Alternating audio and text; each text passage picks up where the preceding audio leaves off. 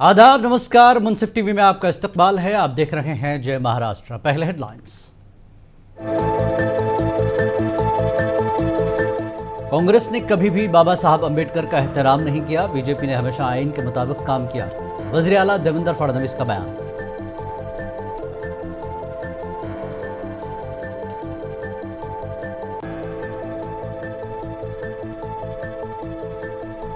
Election commission of India ने महाराष्ट्र के इंतखाबात और वोटर टर्नआउट पर गलतफहमियों को किया दूर। कांग्रेस को फराहम की इंतखाबी अमल की तफसीलात।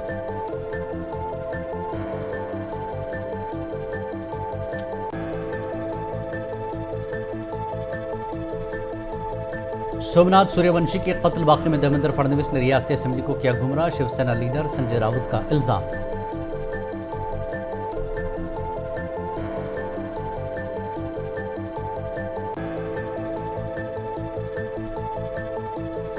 हिंदुस्तानी सिनेमा के अजीम फिल्मसाज श्याम बेनेगल की मुंबई में पूरे सरकारी एजाज के साथ अंजाम दी गई आखिरी रसूमात।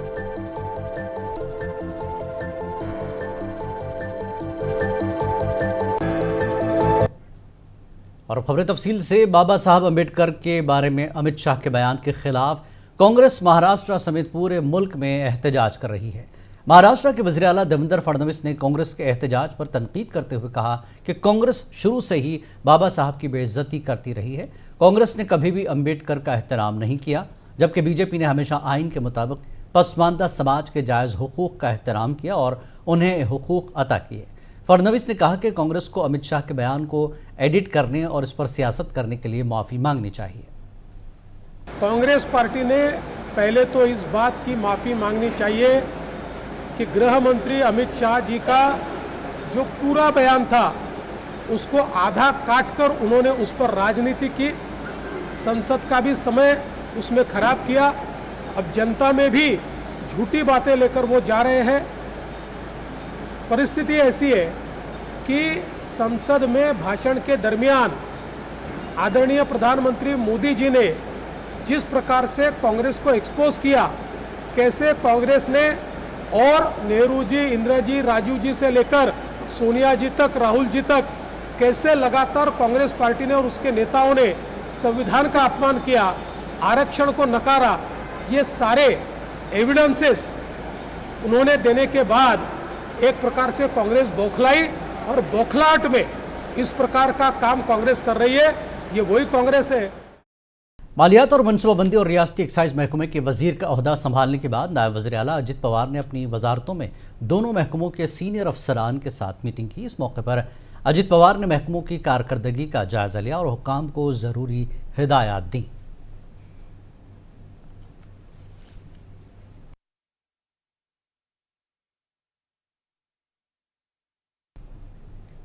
पुणे से 3 बार एमएलए रह चुकी माधुरी मिसाल महाराष्ट्र हुकूमत में अक़लियती तरक्की के महकमे और औक़ाफ़ की भी जिम्मेदारी अदा करेंगी। उन्हें शहरी तरक्की का कलमदान भी दिया गया है। माधुरी मिसाल के वज़ीर बनने के बाद उम्मीद है कि अब उर्दू एकेडमी, अक़लियती मालियाती कमीशन जैसे इदारों की कारकर्दगी में सुधार आएगा।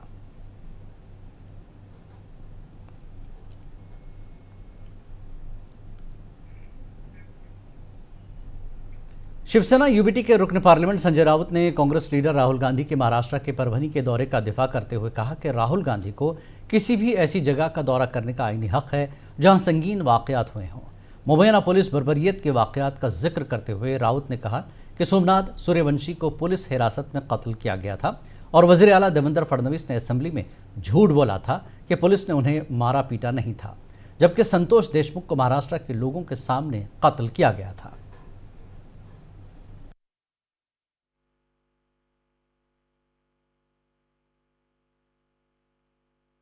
बात ऐसे है, महाराष्ट्र की लॉ एंड ऑर्डर की सिचुएशन दिनों दिन बहुत गंभीर हो जा रही है। सरकार बनी है लेकिन सरकार काम नहीं कर पा रही है। परभणी में पुलिस कस्टडी में सोमनाथ सूर्यवंशी की हत्या हो गई और देवेंद्र जी कहते हैं, मुख्यमंत्री, हमारे गृह मंत्री झूठ बोलते हैं विधानसभा में कि हत्या नहीं है, पुलिस से मारपीट नहीं हुई है। तो कैसी एक व्यक्ति जो तंदुरुस्त थी वो कैसी मर गई?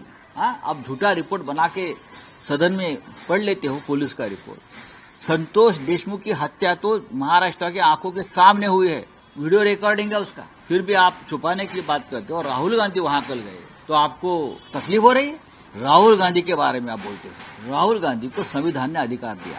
राहुल गांधी लोकसभा के लीडर ऑफ अपोजिशन है, उनको अधिकार है देश में जहां भी इस प्रकार की घटना हो तो वहां जाकर लोगों के साथ बात करें और राष्ट्रीय स्तर पर इस मुद्दे को उठाए।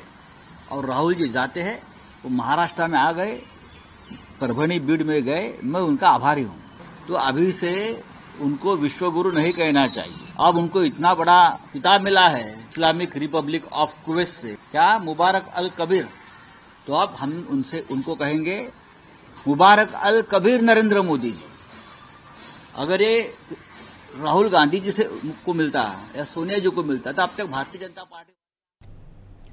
मरकजी वज़ीर दाखिला अमित शाह के डॉक्टर बाबा साहब अम्बेडकर के खिलाफ मुबैना बयान पर परभणी में सोमनाथ सूर्यवंशी की अदालती तहवील में मौत और बीड़ में सरपंच संतोष देशमुख के कत्ल के खिलाफ नांदेड़ में कांग्रेस की जानिब से ज़बरदस्त एहतजाज किया गया।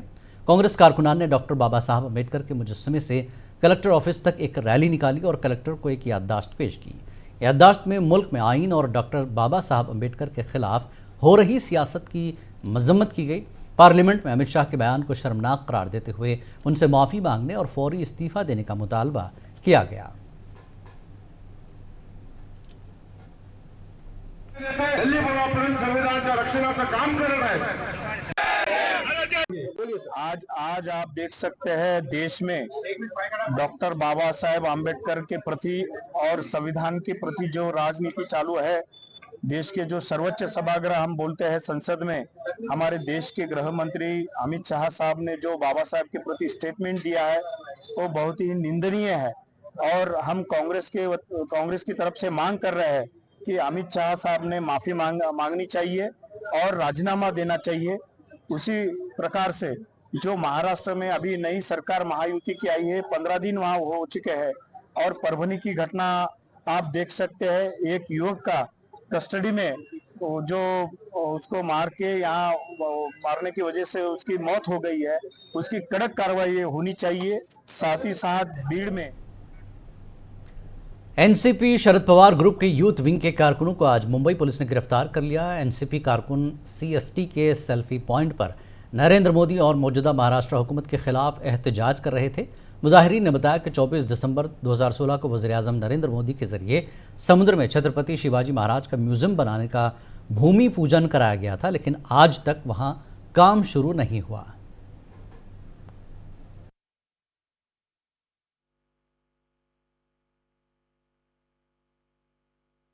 आज हम छत्रपति शिवाजी महाराज का 8 साल पहले 2016 दिसंबर 2016 में देश के प्राइम मिनिस्टर नरेंद्र मोदी साहब आके यहाँ पे इनॉग्रेशन किया। इनॉग्रेशन के ऊपर 8 करोड़ रुपए खर्चा हुआ। इसका जो प्रकल्प खड़े होने वाला है उसको 36 करोड़ रुपए खर्चा किया गया। आज तक कोई बीट रची गई नहीं। इसके खिलाफ हम याद करने के लिए सरकार के खिलाफ नारे देने के लिए राष्ट्रीय युवा कांग्रेस शरद चंद्र पवार मैदान में आ गए, लेकिन हमारा आवाज़ दबाने के लिए पुलिस की गाड़ी में हम लेके जा रहे हैं, लेकिन हम डरने वाले नहीं हैं। आगे देखिए लड़ने वाले हैं, लड़ते रहेंगे। शूज मारक जब तक नहीं होता तब तक हम रुकने वाले नहीं हैं। आप लोग शांति से प्रोटेस्ट कर रहे थे, फिर भी आप लोगों को प्रोटेस्ट नहीं करने दिया गया है। डॉक्टर बाबा साहेब आम्बेडकर हम लोग को जो संविधान दिया है, खुद एडवोकेट हो, मैं संविधान का आदर करता हूँ। संविधान के माध्यम से हम लोग ने यहाँ पे प्रोटेस्ट करने का काम किया, लेकिन हमारा आवाज़ दबाने का काम पुलिस के माध्यम से कर रहे हैं। लेकिन हमको इसकी चिंता नहीं है, लेकिन हम लोग पीछे हटने वाले नहीं। इसके बाद आप लोगों की क्या भूमिका रहेगी? हम तो आंदोलन करके जाएंगे उसके बाद में। महाराष्ट्र के परभणी में पुलिस हिरासत के दौरान सोमनाथ सूर्यवंशी की मौत का मामला उस वक्त सुर्खियों में है। लोकसभा में हिज़्ब इख्तिलाफ के कायद राहुल गांधी ने भी कल सोमनाथ के अहल खाना से मुलाकात की और उनके साथ इजहार हमदर्दी किया। मुलाकात के बाद राहुल ने कहा था कि सोमनाथ सूर्यवंशी का कत्ल इसलिए किया गया क्योंकि वो दलित थे और आइन की हिफाजत कर रहे थे। साथ ही उन्होंने पुलिस पर इस कत्ल का इल्ज़ाम आयद किया। हमारे नुमाइंदे महबूब शेख ने सूर्यवंशी के अहल खाना से बात की।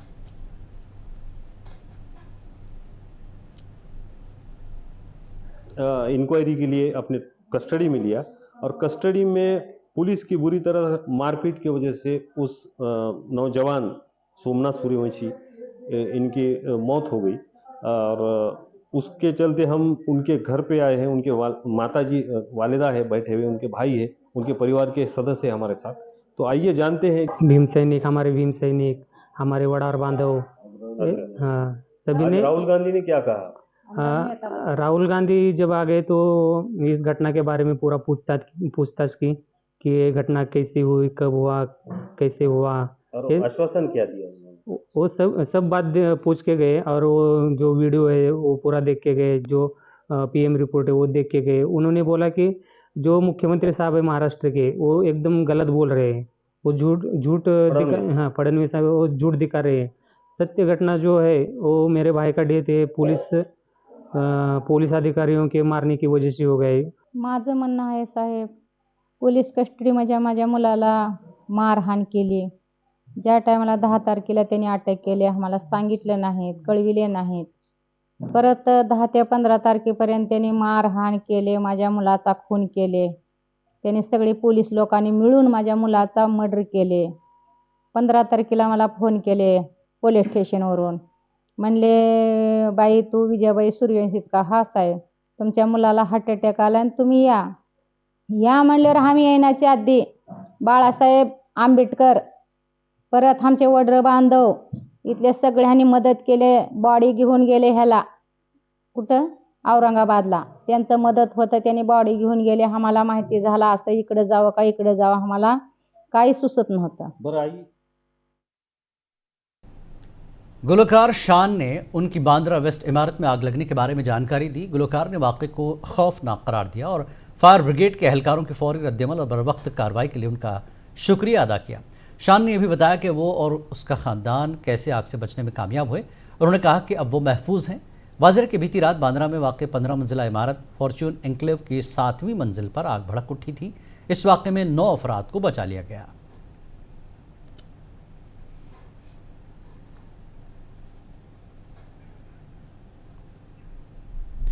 सोशल मीडिया पर पोस्ट की गई एक वायरल वीडियो ने ओला कैब के अपने सारिफीन के लिए हिफाजती इक़दाम के बारे में सवालात उठाए हैं।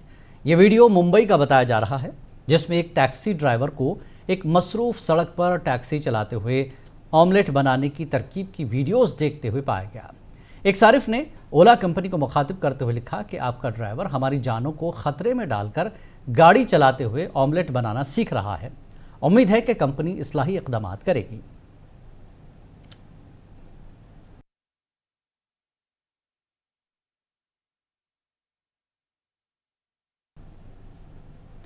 हिंदुस्तानी सिनेमा के अजीम गुलकार मोहम्मद रफ़ी ने सिनेमा को ऐसे सदाबहार गीत दिए हैं जो आज भी लोगों के लबों पर हैं। उनके गीतों का हर लफ्ज़ आज भी दिल में उतरता है। मोहम्मद रफ़ी जैसा कोई और फनकार नहीं और ना होगा। वो आज के गुलकारों और गीत निगारों के लिए गुरु बन गए हैं। मोहम्मद रफ़ी 24 दिसंबर 1924 को पैदा हुए। आज उनकी 100वीं सालगिरह है। मोहम्मद रफ़ी न सिर्फ अपनी गुलकारी बल्कि अपनी सादगी के लिए भी जाने जाते थे। मोहम्मद रफ़ी ने 14 हिंदुस्तानी ज़बानों और 4 गैर मुल्की ज़बानों में गाने गाए हैं। मोहम्मद रफ़ी ने अपनी ज़िंदगी में 7000 से ज़ायद गाने गाए, जिनमें से 162 गाने हिंदी के अलावा दीगर ज़बानों में गाए हैं। 31 जुलाई 1980 को मोहम्मद रफ़ी इस दुनिया को अलविदा कह गए और सिनेमा की दुनिया एक अनमोल हीरे से महरूम हो गई। इस अजीम गुलकार के 100वीं यौम पैदाइश के मौके पर उन्हें भरपूर खराज पेश किया जा रहा है।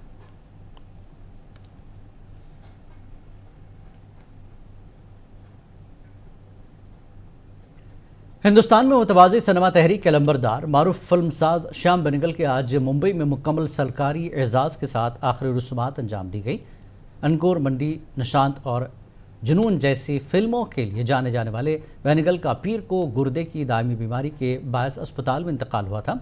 उन्होंने 14 दिसंबर को अपनी 90वीं सालगिरह मनाई थी। फिल्मसाज की आखिरी रसूमात शिवाजी पार्क शमशान घाट में अदा की गई। बेनेगल की अहलिया नीरा और बेटी पिया, साथियों और अदाकारों और फनकारों की कसीर तादाद ने उनका आखिरी दीदार किया और फिल्मसाज को खराज अक़ीदत पेश किया।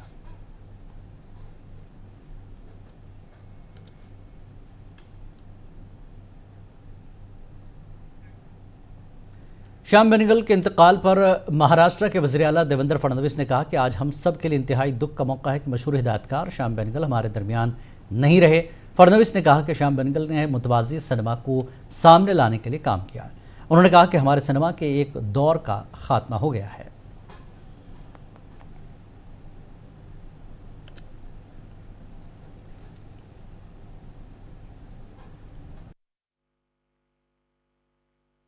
आज हम सभी के लिए ये बहुत ही दुखद अवसर है। प्रसिद्ध डायरेक्टर श्याम बेनेगल जी, इनका अभी अभी दुखद निधन हुआ है। श्याम बेनेगल जी ने पैरेलल सिनेमा को सामने लाने का काम किया और पैरेलल सिनेमा क्या होता है ये हमारे देश में और विश्व में उन्होंने दुनिया को बताया। दादा साहब फाल्के अवार्ड, जो हमारा सर्वोच्च अवार्ड कहा जाता है, वो अवार्ड उनको मिला। कई नेशनल अवार्ड्स उनको मिले और उसके साथ साथ उन्होंने जिस प्रकार से हमारे भारतीय सिनेमा की सेवा की, मैं ऐसा मानता हूँ वो अद्वितीय इस प्रकार की सेवा है।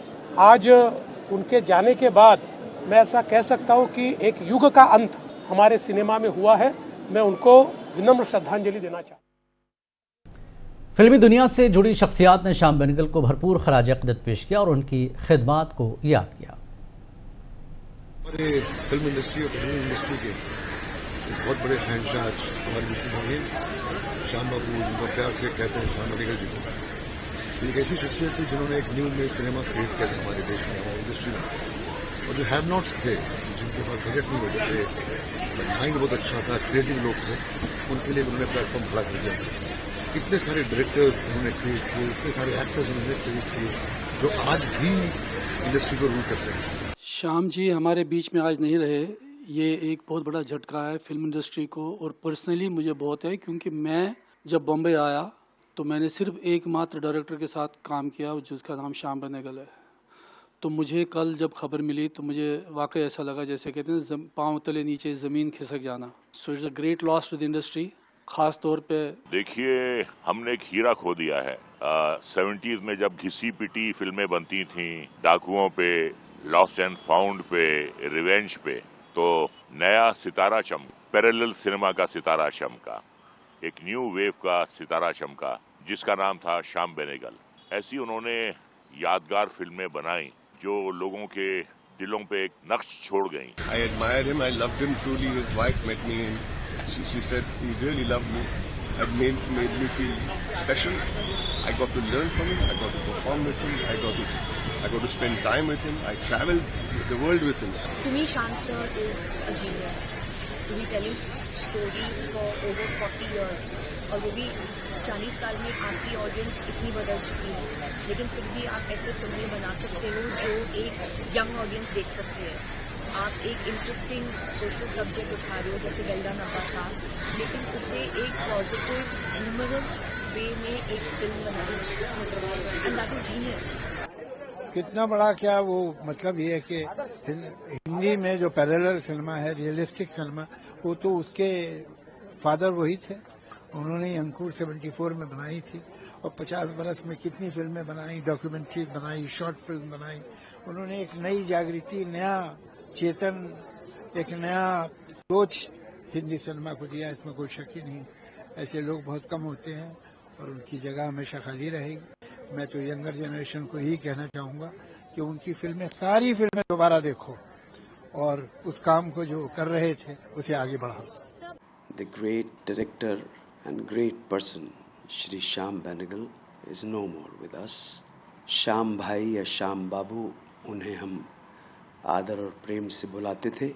और अभी 14 दिसंबर 2024 को वडोदरा के पब्लिक शो में मैंने हज़ारों के भीड़ के सामने उन्हें और स्वर्गीय राज कपूर को और मिशेल नॉस्ट्राडामस को, मेरे अपने दोस्त राजीव तिवारी को मैंने याद किया, क्योंकि इन सब का बर्थडे 14 दिसंबर 1934 को श्याम बाबू का जन्म हुआ था।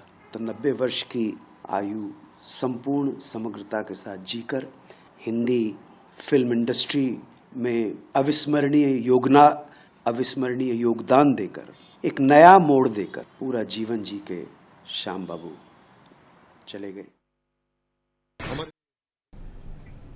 और अब आखिर में सुर्खियों पर एक नजर।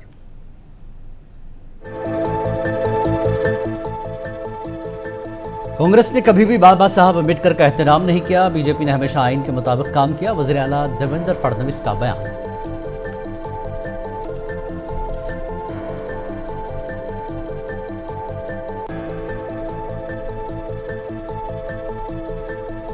इलेक्शन कमीशन ऑफ इंडिया ने महाराष्ट्र के इंतखाबात पर वोटर टर्नआउट पर गलत फहमियों को किया दूर। कांग्रेस को फराहम की इंतखाबी अमल की तफसीलात।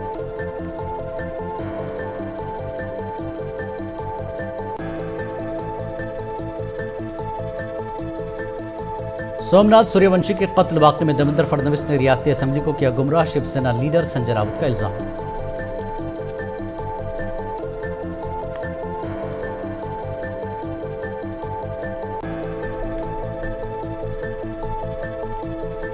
हिंदुस्तानी सिनेमा के अजीम फिल्मसाज श्याम बेनेगल के मुंबई में पूरे सरकारी एजाज के साथ अंजाम दी गई आखिरी रसूमात।